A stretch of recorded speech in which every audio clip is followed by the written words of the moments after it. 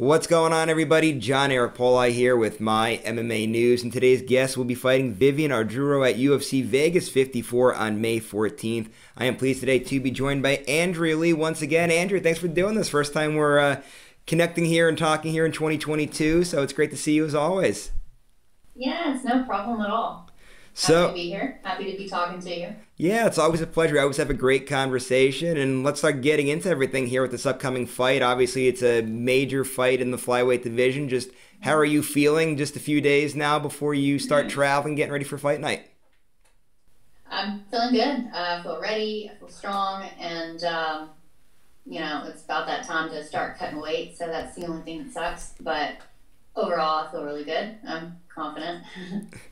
As you should be. I know you've been having a great camp, right? And we're going to start getting into all that stuff now. So let's start with training camp overall. I know you're starting to wrap things up. Just how was your camp as you now have, as you start to get ready? I know you'll be traveling out to Arizona for the final little part of it here. So just how was camp overall?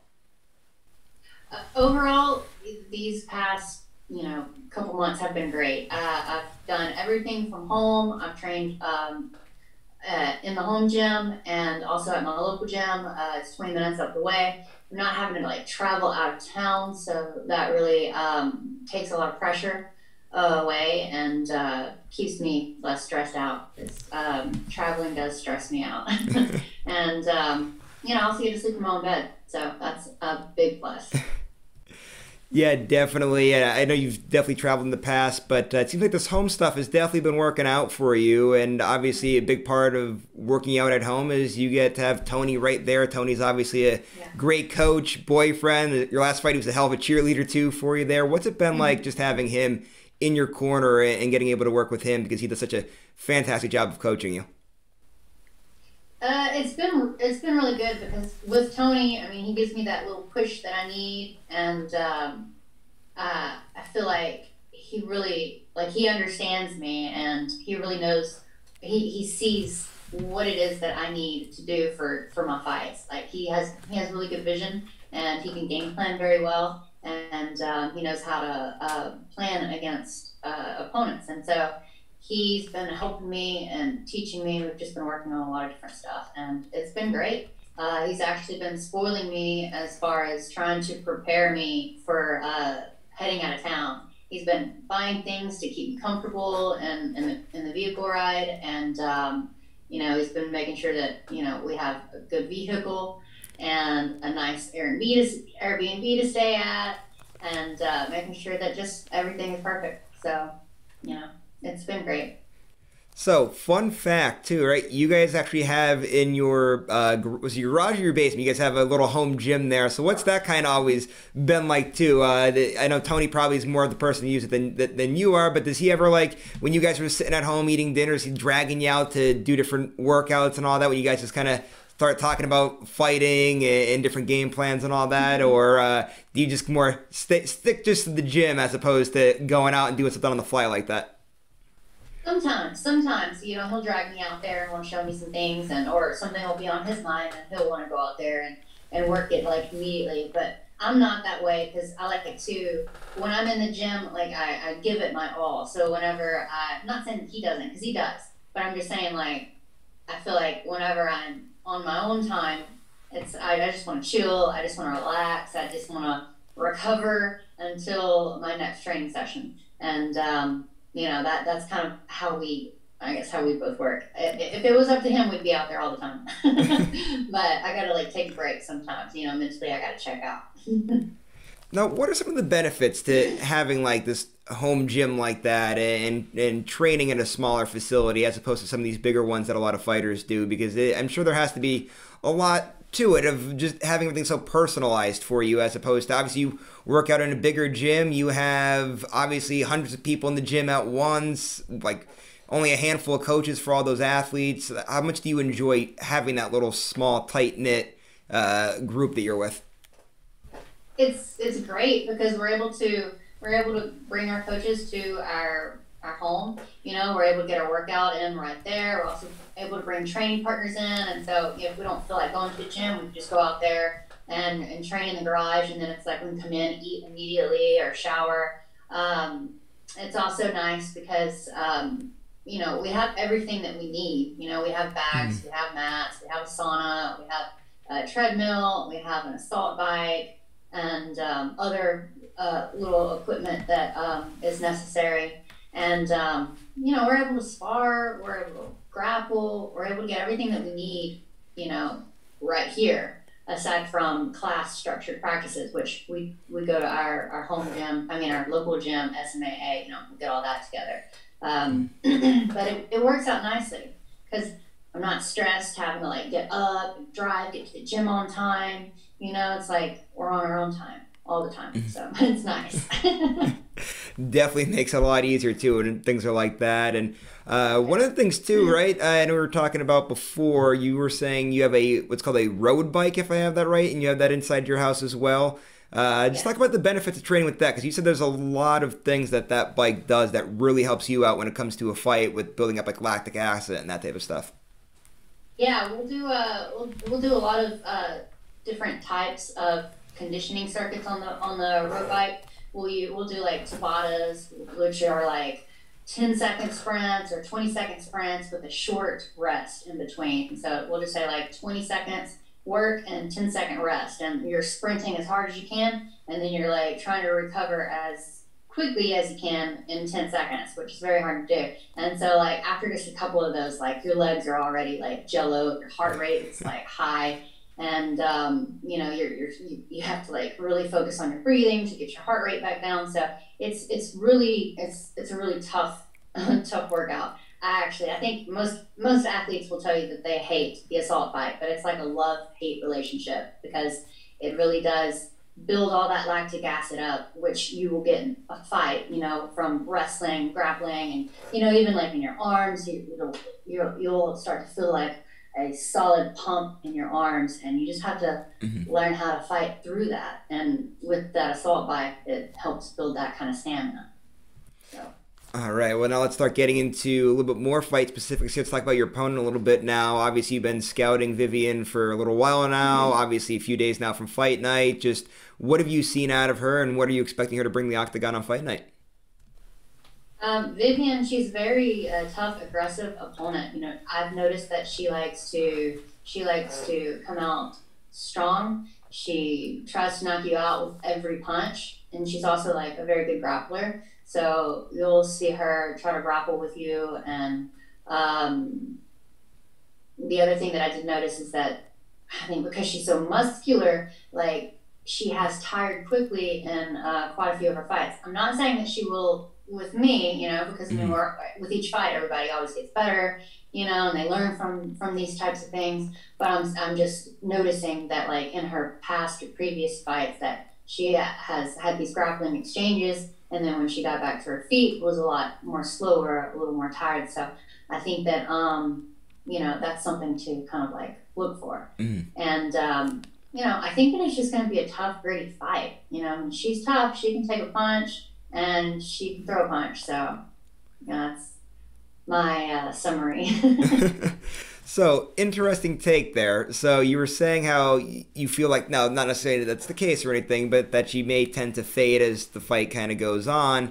But you're not necessarily somebody that likes to try to get into the deep waters. You like to kind of get out. There's no feeling out process whenever you fight. So, when you fight somebody like this, do you kind of game plan for maybe of not coming out as fast? Or are you still, you're going to be yourself? You've been fighting this way your whole career. You're going to come out. There's not going to be a feeling out process. You're just going to get out there and get it done. I don't think there's going to be any filling out process. She's not really the type, at least from what I've seen, she doesn't really fill out, doesn't really fill you out either. She just likes to get out there and get started. So I think that's just the way that I'm going to have to be in this fight, because if she comes out strong and I can't come out lackadaisical, you know, and let her catch me in the first like 10 seconds. So I'm going to come out strong with my guard up and get started immediately. Yeah, probably no filling out process. So, interesting thing with this fight, when they booked this, you guys are ranked maybe, was it 6 and 7, 5, 6, something like that. And then right before we came on here today, I was looking at the rankings, and they have you guys down at 8 and 9. I know there's been some leapfrogging with some fights that happened recently and all that, but where do you think a win kind of puts you in things here? Obviously, a win here puts you, on a 3-fight winning streak. I would imagine you're going to jump up a lot further than 8 or 9. I would imagine you'd be pretty close to the top 5 here with the win. I never know what to expect with the rankings. So, like I said earlier, like I just now found out that I guess I'm ranked number 9, and whereas before I think I was number 7. So that is news to me, and I don't know where this fight will put me if I get this win. But I do know that it will put me at least a step closer into being a contender, and that's the only thing that I'm working towards. So there's a thing to be said, right, for momentum in sports. I could tell you, like when I was competing in track and field, there was something like when things were just going right, man, everything was going to practice is great, competing in meets was great. Like you just feel that you can do no wrong. Obviously, you've looked so good in your last few fights. You keep saying how you just keep getting better and better and better. Is there something from momentum here? Like, do you feel like you're on top of the world because of just how great things have been going, and like going to practice every day is a lot more enjoyable and everything just because of how great you've been feeling and the success that you've been having? I think so. Of course, that plays a big part in I think anyone's success. You just if you're happy, then if for me, if I'm happy, I'm able to continue to get better. And I love the fact that I am able to like learn new things. I've been doing this for 12 years now, and I'm still growing and I'm still learning each day. And it just seemed like there for a little bit I was kind of getting stagnant, and maybe not as happy as I would have liked to have been. But now it's kind of like I've got that happiness back. I'm enjoying training. I'm enjoying getting better, and I'm just enjoying my fights too. The whole experience is just something to kind of like soak up, because you can't do this forever, and so I want to enjoy it as long as I can, and just have fun with it. Definitely. And before we get into a little bit more with fighting and training and things like that, I know we're kind of talking about landscapes of the division and whatnot, so I do want to just get your thoughts on the upcoming flyweight title matchup, right? Valentina Shevchenko fighting Taila Santos. Big matchup there, interesting matchup there. I know that tally is like 18-1 or something like that, so it's definitely an intriguing matchup. Just want to get your thoughts on it. I'm sure you'll be having your eyes glued to that one. Yeah, I'm looking forward to that. I think that Tyler's going to be a very tough opponent for Valentina. I still think that Valentina is going to get her hand raised, but at the same time, I see Tyler bringing her some adversity, and I'm interested in seeing how that plays out. Awesome. So anyway, back to some of this other training stuff, though, right? Pretty interesting. You guys usually drive out to Las Vegas whenever you guys have fights there as opposed to flying. Just talk about kind of making that trip and kind of what that's been like. And I know you are making that pit stop in Arizona. We said that before, and kind of doing some recovery stuff there. So just talk about this kind of journey from where you're at in Louisiana to getting out to Vegas and stuff you'll be doing there. Yeah, we plan to leave on Saturday, and we're going to drive straight to Scottsdale, Arizona, and there we have a massage therapist. She does fascia therapy, and she's just really, really good. And I enjoy getting work with her anytime that I'm there in Scottsdale. And then we also have oxygen therapy. There's an oxygen therapy facility there where you go in, you sit in an oxygen tank, and you just breathe in pure oxygen, and it helps promote lots of healing from brain damage and injuries and swelling, and just kind of like refreshes you like completely. And so those are the two things that I'm going to be doing there, plus getting some sun and relaxing by a pool for those 2 days.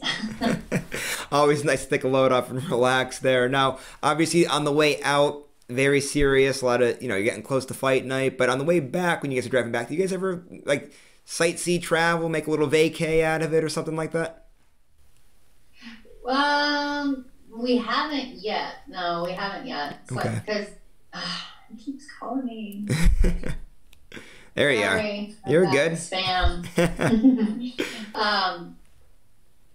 Typically, after the fight's over, I'm kind of like ready to get back home. Yeah. Just tired from everything, drained, and just exhausted and ready to get home. So, we haven't really made a whole like vacation out of it. Gotcha. Did you ever like at least stop by the Grand Canyon at least anyway? The Grand Canyon's awesome. I've been wanting to. We You never haven't. stopped. We drive through those areas, and it's just, man, it's beautiful to see. I look outside my window all the time. And I'm like, man, it's just so pretty. But no, we haven't yet stopped at the Grand Canyon. But it is on the list. Yeah, it's like breathtaking to see it. I'm trying to think what year I was there. I think I was like a senior in high school. Like we got a couple years to Vegas on vacation, and we did that the one time. Did a little drive out there to the Grand Canyon. My God, it's breathtaking. Yeah, you're definitely gonna love it. You should definitely check it out soon. Well, I definitely plan to. It's on the list. It's definitely on the list. Awesome, awesome. So anyway, some other outside the cage stuff now that I want to wrap before we wrap things up here. Obviously, we know that you're very into politics. You had anything good for us there? Have any good complaints that we could all talk about here? I don't get. I mean, like, there's always something to complain about. Yeah. But I don't want to. I don't guess I'll get into that. Yeah. But I did. I do have a Truth Social account, so y'all can find me there. Truth Social. Andrea Lee. I was gonna say I haven't been following this like Ron DeSantis versus Disney thing at all. Have you seen any of the headlines on that? I've been following some of it, and I'm with Ron DeSantis all the way. I don't agree with the way that Disney is, trying to brainwash and indoctrinate our children and teach them sex education. I just don't. I don't want. I've never wanted my daughter, seeing a man or a woman like make out on TV. I'm like, no, close your eyes. Don't look at that. So I certainly don't want her to see a girl and a girl or a guy and a guy like making out. And I don't want her learning about, sexual orientation and that type of stuff from Disney, from a cartoon. I mean, that's just disgusting. So yeah, I'm totally with DeSantis on that, and I hope that other parents are too. Yeah, hey, listen, it makes sense to me too. I haven't been following it closely. I just seen like people, complaining on social media about whatever's going on there. But yeah, no, I agree with all of that too. Have you ever been to Disney World as we're talking about traveling, going different places? Have you ever been to Disney or no? I've been. I took Ainsley in 2018. We went to Disney and SeaWorld in California. Okay. And Ainsley said SeaWorld was better than Disney. Okay. She said she had more fun at SeaWorld than she did at Disney. Interesting. So yeah, I've never been. I don't know if it's on the bucket list or not either, because I just don't know if I'd necessarily like it. But if I ever do go, there's one thing that I want to do. I want to get pissed drunk and go to Harry Potter World and kind of just like, I don't know, make fun of the Harry Potter adults. I feel like that'd be really fun to do. I know that like Disney California and Disney Orlando are like, they're not completely the same, because I know that there's I think there's more the Orlando one. Yeah. So I didn't see the Harry Potter and stuff. Yeah, the Harry Potter World's in Disney. I mean, in the Florida Disney. That's probably why. Yeah, I missed out on that one, so we didn't get to see all that. Gotcha. But yeah. I've seen it on Instagram. I mean, it looks cool. All of it looks pretty cool, but I just like don't want them to get any more of my money. Yeah. I mean, can you imagine the people that go down there in like August too, and it's got to be like 100 degrees down there in Florida too? God bless them. Jesus, I don't ever want to go there in the summertime. That's for sure. No, it's just miserable. I mean, my daughter hates the heat, like the Louisiana heat during summer. Like she can't even like stand it. Like I know she wouldn't be able to like take it. It would be a miserable like vacation, I think. So it probably is. I mean, I've heard some mixed complaints, from other parents. They're like, "Oh, I would never do it again." But, it's just miserable. So hot, standing in lines.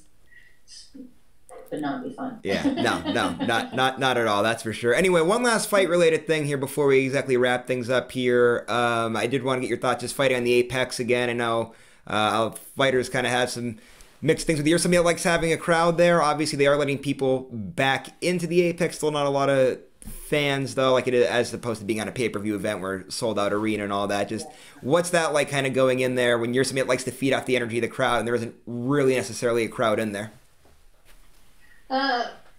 Well, the last time it was okay, and this time it'll be fine too, because there are going to be people there, but it's not going to be, like you said, like a massive crowd like it used to be like in Houston or something like that. But for me, I think it's going to be like a small regional promotion. That's the way it kind of feels like. So at least there's still people there cheering or booing, whichever, as long as I can hear it, and it kind of like just drowns out my breathing, because I don't like to be able to just hear myself. It's just kind of distracting in a way. I don't know. It was, at least in that one fight against Roxanne. and I just don't ever want to feel that way again. So I need to have the energy of the crowd, and even if it's just 100 people, that helps. All right. Well, we're looking forward to seeing the upcoming fight here. One last thing now before we roll out: social media management, sponsors. Anybody got to give a plug to? Floor is yours. Golden Robot's one of my sponsors, so I'd like to give y'all a shout out. And of course, you can always find me, Andrea KGB Lee, on like Twitter, Truth, Instagram, Facebook. It's all the same. Snapchat. Actually, Snapchat is Andrea KGB Lee 1, but I don't really ever use that, so and then of course my coaches, my training partners, everybody, SMA, Tony, and yeah, give a shout out to my little one, Ainsley, my baby girl. And yeah, that's it. All right, Andrea, always a pleasure as always. Thanks so much again for the time, and thank you to everyone that was watching today's interview. If you liked it, please go to the bottom, give this video a thumbs up, and make sure you subscribe to this YouTube channel if you haven't done so already. And just as a reminder, keep going to MyMMANews.com. Great content comes out there literally every single day of the week. If you're a fan of regional MMA, we have a lot of great regional stuff there, also to go along with all the bigger stuff like the UFC, Bellator, and all that. So just make sure you guys are keeping your tabs on MyMMANews.com. We'll see you later, everybody.